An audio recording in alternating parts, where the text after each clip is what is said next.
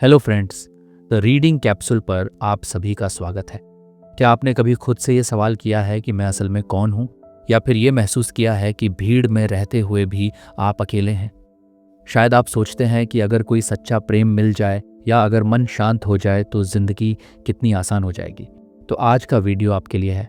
आज हम बात करेंगे ओशो की उस किताब की जो ध्यान और प्रेम जैसे दो गहरे लेकिन अक्सर गलत समझे जाने वाले शब्दों को नई रोशनी में रखती है। पुस्तक का नाम है ध्यान और प्रेम, और अगर आपने इसे अब तक नहीं पढ़ा है तो चिंता मत कीजिए। अगले कुछ मिनटों में हम इस किताब की गहराई में उतरेंगे और जानेंगे कि ध्यान और प्रेम असल में है क्या और कैसे ये दोनों आपके जीवन को पूरी तरह बदल सकते हैं। अध्याय 1, ध्यान का प्रारंभ कहाँ से होता है? ओशो। इस अध्याय की शुरुआत एक बेहद साधारण लेकिन गहरे सवाल से करते हैं। ध्यान क्या है? अधिकतर लोग ध्यान को एक क्रिया समझते हैं, कोई तकनीक या मानसिक अभ्यास। लेकिन ओशो इस भ्रम को शुरुआत में ही तोड़ते हैं। वे कहते हैं ध्यान कोई करना नहीं है, ध्यान तो घटता है। ध्यान तब घटता है जब आप भीतर के कोलाहल से बाहर आकर अपने आप से मिलने लगते हैं, जब आप सोचने से रुकते नहीं बल्कि सोच को देखना शुरू करते हैं। ध्यान तब नहीं होता जब आप जबरन चुप रहते हैं, बल्कि तब होता है जब मौन आपके भीतर से स्वाभाविक रूप से उभरने लगता है। ध्यान की पहली शर्त देखना। ओशो के अनुसार ध्यान की पहली सीढ़ी है देखना। लेकिन यह देखना आंखों से नहीं है, यह भीतर देखने की बात है। मन में क्या चल रहा है, शरीर क्या कर रहा है, भावनाएं कैसी हैं, आप इस सब को एक गवाह की तरह देखें, बिना हस्तक्षेप के, बिना प्रतिक्रिया के। ओशो इसे साक्षी भाव कहते हैं। वे बार बार कहते हैं तुम विचार नहीं हो, तुम शरीर नहीं हो, तुम मन नहीं हो, तुम वह हो जो इन सब को देखता है।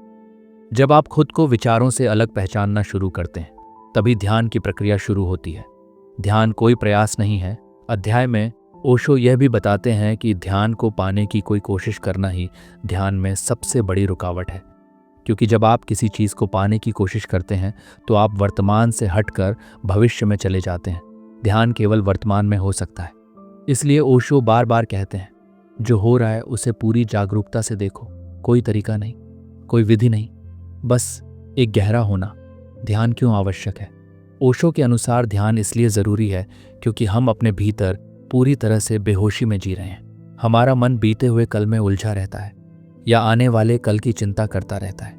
हम अपने जीवन को देखे बिना जिए जा रहे हैं। ध्यान हमें वर्तमान में लाता है और केवल वर्तमान में ही जीवन का अनुभव संभव है।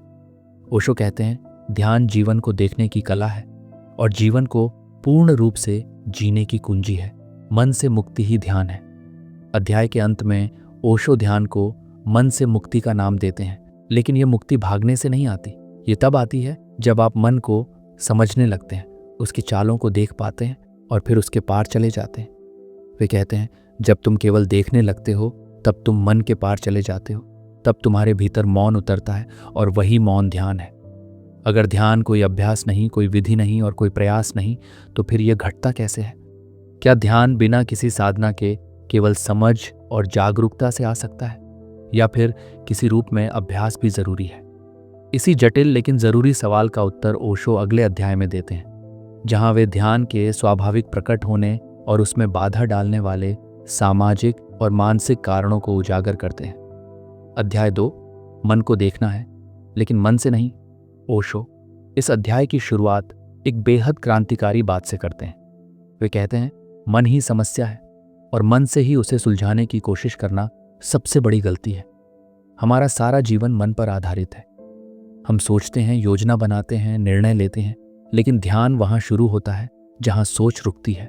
और यही बात अधिकांश लोग समझ नहीं पाते। मन को सुधारना नहीं, उसे देखना है।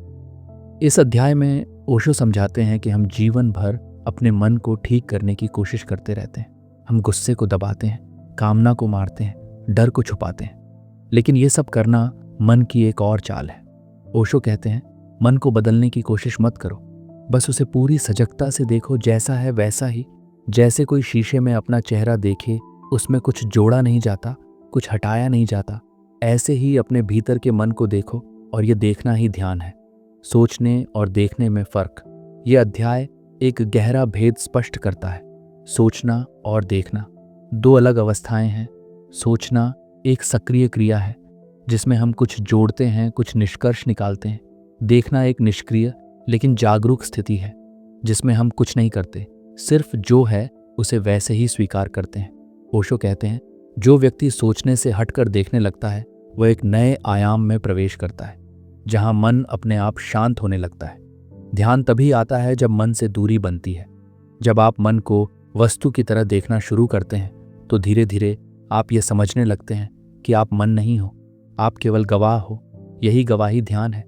ओशो कहते हैं, ये मत सोचो कि मन को रोकना है, ये मत सोचो कि विचार खत्म करने हैं, बस इतना जानो कि वे हैं और तुम अलग हो। ये जानना ही मुक्ति है।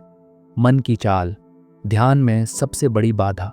इस अध्याय में ओशो चेताते हैं कि मन खुद को बचाने के लिए ध्यान का भी रूप ले सकता है। आप बैठ सकते हैं, आंखें बंद कर सकते हैं और सोच सकते हैं कि आप ध्यान कर रहे हैं, लेकिन भीतर चालू होते रहेंगे विचार। ये मन की सबसे सूक्ष्म चाल है। ध्यान बनावटी नहीं होना चाहिए।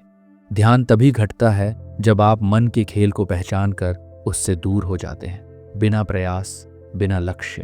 अगर मन से ध्यान नहीं किया जा सकता और मन को बदलना ही नहीं है, तो क्या हम बिना किसी तकनीक या मार्गदर्शन के सिर्फ अपनी सजगता के बल पर ध्यान की अवस्था में पहुंच सकते हैं?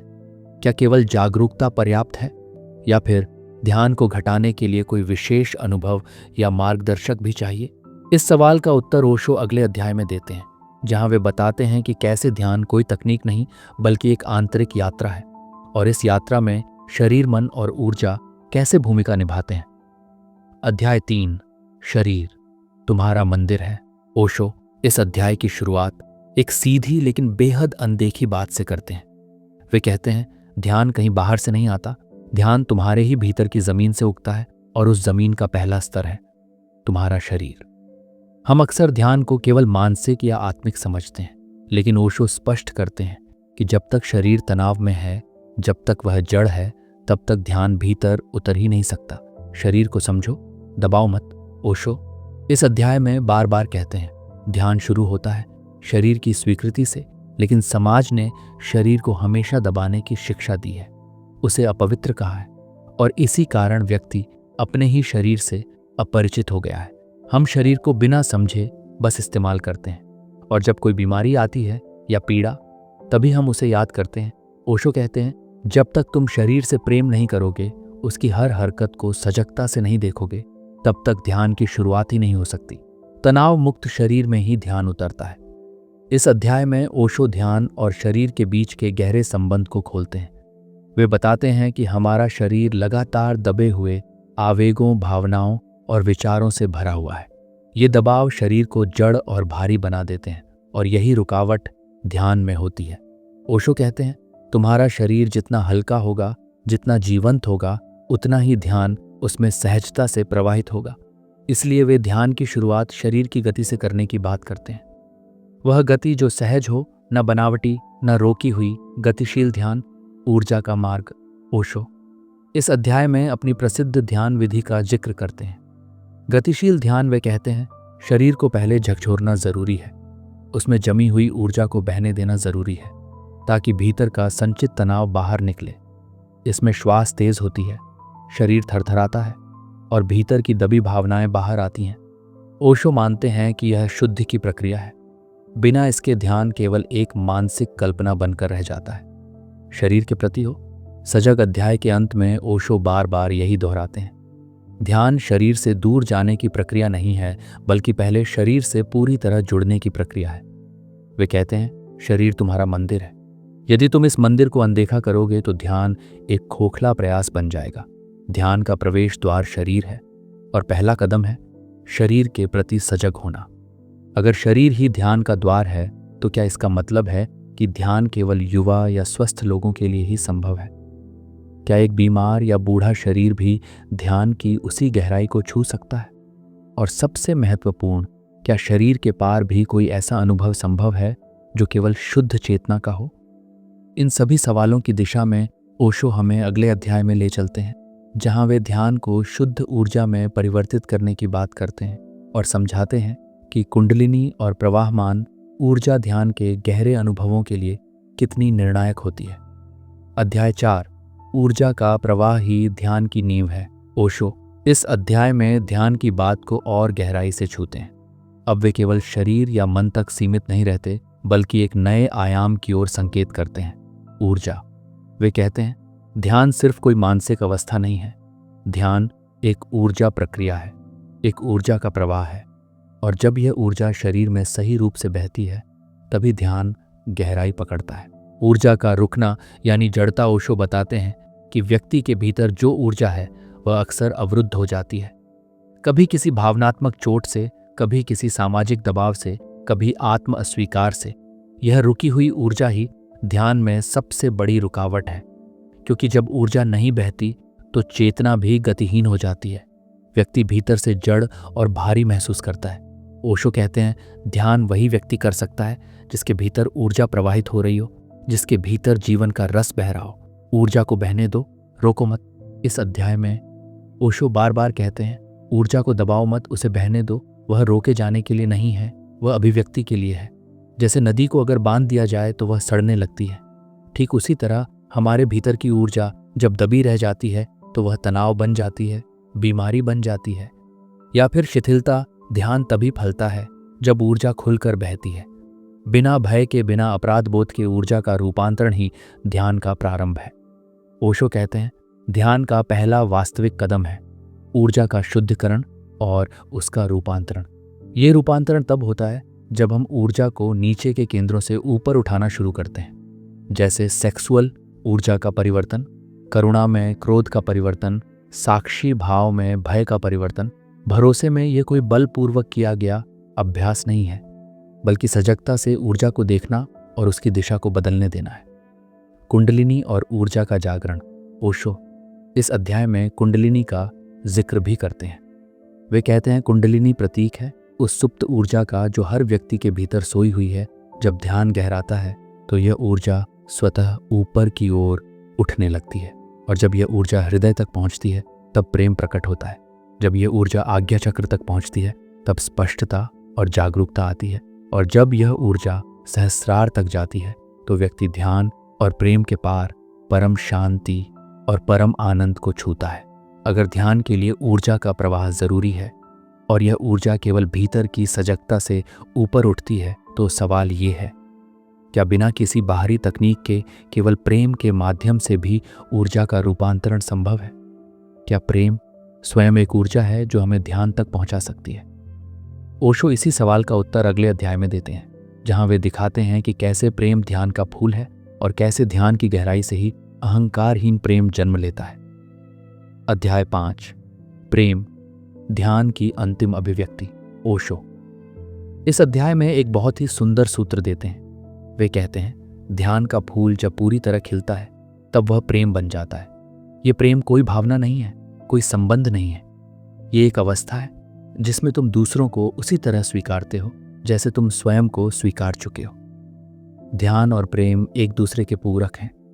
ओशो बताते हैं कि ध्यान तुम्हें भीतर ले जाता है, और जब तुम भीतर पूर्ण मौन में पहुंच जाते हो तो तुम्हारे भीतर से प्रेम की एक सहज धारा बहने लगती है।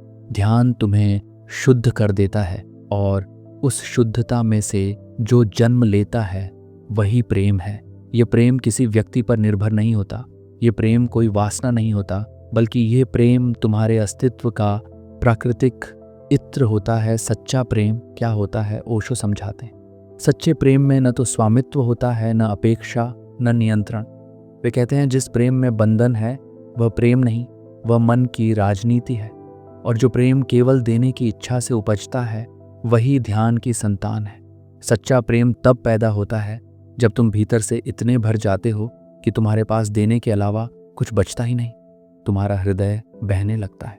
बिना कारण के, बिना दिशा के, बिना पहचान के ओशो के अनुसार अहंकार का होना ही प्रेम की सबसे बड़ी रुकावट है, क्योंकि अहंकार हमेशा चाहता है मुझे चाहो, मुझे देखो, मुझे मानो, और प्रेम कहता है मैं हूं ही नहीं। ध्यान की प्रक्रिया जब गहराई तक जाती है तो वह अहंकार को जला देती है, और तब प्रेम पहली बार शुद्ध रूप में जन्म लेता है। ओशो कहते हैं जहाँ ध्यान है वहाँ प्रेम अपने शुद्धतम रूप में उपस्थित होता है, और जहाँ प्रेम है वहाँ ध्यान की गहराई स्वतः आ जाती है। प्रेम केवल तब संभव है जब तुम अकेले हो। सधन्य इस अध्याय में ओशो बार बार एक बात दोहराते हैं, अगर तुम स्वयं में अकेले नहीं रह सकते तो प्रेम भी तुम्हारे लिए भ्रम रहेगा, क्योंकि तुम प्रेम नहीं कर रहे होगे। तुम केवल अकेलेपन को भरने की कोशिश कर रहे होगे। ध्यान तुम्हें अपने अकेलेपन से मित्रता करना सिखाता है, और जब अकेलापन आनंद बन जाता है तब वही ऊर्जा प्रेम में बदलती है। अगर प्रेम ध्यान की स्वाभाविक अभिव्यक्ति है और ये प्रेम बिना मांग के होता है, तो एक सवाल ये उठता है, क्या ऐसा प्रेम आज की दुनिया में संभव है जहां हर संबंध स्वार्थ और सुरक्षा पर टिका हुआ है? और क्या बिना किसी संबंध के भी प्रेम को जिया जा सकता है? ओशो इसी ज्वलंत प्रश्न का उत्तर अगले अध्याय में देते हैं, जहां वे प्रेम और संबंधों की सीमाओं की बात करते हैं और ये स्पष्ट करते हैं कि असली संबंध वही है जहां स्वतंत्रता हो, न कि बंधन। अध्याय 6, प्रेम एक संबंध नहीं है। ओशो इस अध्याय की शुरुआत एक क्रांतिकारी वाक्य से करते हैं, प्रेम अगर संबंध बन जाए तो वह मर जाता है। वे कहते हैं कि दुनिया का लगभग हर प्रेम धीरे धीरे बंधन बन जाता है, और बंधन में जो भी जाता है उसका स्वाभाविक बहाव रुक जाता है। ध्यान और प्रेम दोनों स्वाभाविक और मुक्त ऊर्जा की तरह हैं। लेकिन जैसे ही हम प्रेम को एक नाम दे देते हैं, संबंध, शादी, संपत्ति, वह प्रेम अब एक समझौता बन जाता है। एक अनुबंध संबंध नियंत्रण पैदा करता है। ओशो कहते हैं, प्रेम तो उड़ान है, लेकिन संबंध एक पिंजरा है। संबंध हमेशा अपेक्षाओं से भरा होता है। तुम मुझसे ऐसा व्यवहार करो, तुम मेरे जैसे बनो, तुम मेरी सोच समझो। धीरे धीरे प्रेम एक अनुशासन बन जाता है, जहां हर भाव, हर स्पर्श, हर शब्द अब प्राकृतिक नहीं रह जाता, बल्कि वह इस डर से आता है कि सामने वाला नाराज ना हो जाए। ओशो सवाल उठाते हैं, क्या यह प्रेम है या सिर्फ एक डर के साथ निभाया जा रहा समझौता? स्वतंत्रता ही सच्चे प्रेम की पहचान है। ओशो स्पष्ट करते हैं कि जहां प्रेम है वहां स्वतंत्रता होगी, जहां स्वतंत्रता नहीं है वहां प्रेम नहीं है। सच्चे प्रेम में तुम सामने वाले को पूरी आज़ादी देते हो, जैसे वह है वैसे ही रहने की, जैसे वह बहना चाहता है वैसा ही बहने की। तुम उसे बदलने की कोशिश नहीं करते, तुम उसे रोकते नहीं, बल्कि तुम उसका साथ देते हो बिना उसे कैद किए। ओशो कहते हैं, प्रेम कोई दीवार नहीं खड़ी करता, वह तो दरवाजे खोलता है। प्रेम और ध्यान साथ साथ चलते हैं। ध्यान तुम्हें भीतर से इतना पूर्ण बना देता है कि अब तुम्हें किसी के साथ पूरा होने की जरूरत नहीं पड़ती। तब तुम किसी से प्रेम इसलिए नहीं करते कि तुम अधूरे हो, बल्कि इसलिए कि तुम भीतर से भर गए हो और अब वह ऊर्जा बहना चाहती है। तब तुम्हारा प्रेम मांग नहीं बनता, वह देना बनता है, वह उपहार बनता है, वह पूजा बनता है। मौन और प्रेम एक गहरा संबंध। ओशो कहते हैं कि प्रेम तब सबसे गहरा होता है जब वह शब्दों के परे चला जाए, जब दो लोग मौन में एक दूसरे के साथ हों, बिना कुछ कहे, बिना कुछ साबित किए, बिना किसी अपेक्षा के। ऐसा प्रेम ध्यान से ही संभव है, क्योंकि ध्यान ही तुम्हें सिखाता है कि कैसे मौन में जिया जाए, कैसे अपनी उपस्थिति को ही उपहार बनाया जाए। अगर प्रेम कोई संबंध नहीं है और सच्चे प्रेम में कोई स्वामित्व या अपेक्षा नहीं होती, तो सवाल उठता है, क्या हम पूरी जिंदगी प्रेम में रह सकते हैं बिना किसी स्थायी संबंध के? और अगर हाँ, तो ऐसा प्रेम समाज में कैसे जिया जाए जहां हर चीज को नाम और ढांचे में बांधने की आदत है? ओशो अगले अध्याय में इसी गहरी उलझन को खोलते हैं, जहां वे यह स्पष्ट करते हैं कि ध्यान और प्रेम का मिलन केवल तब संभव होता है जब व्यक्ति समाज से बाहर नहीं, बल्कि भीतर से स्वतंत्र होता है। अध्याय 7, ध्यान और प्रेम का सामाजिक संघर्ष।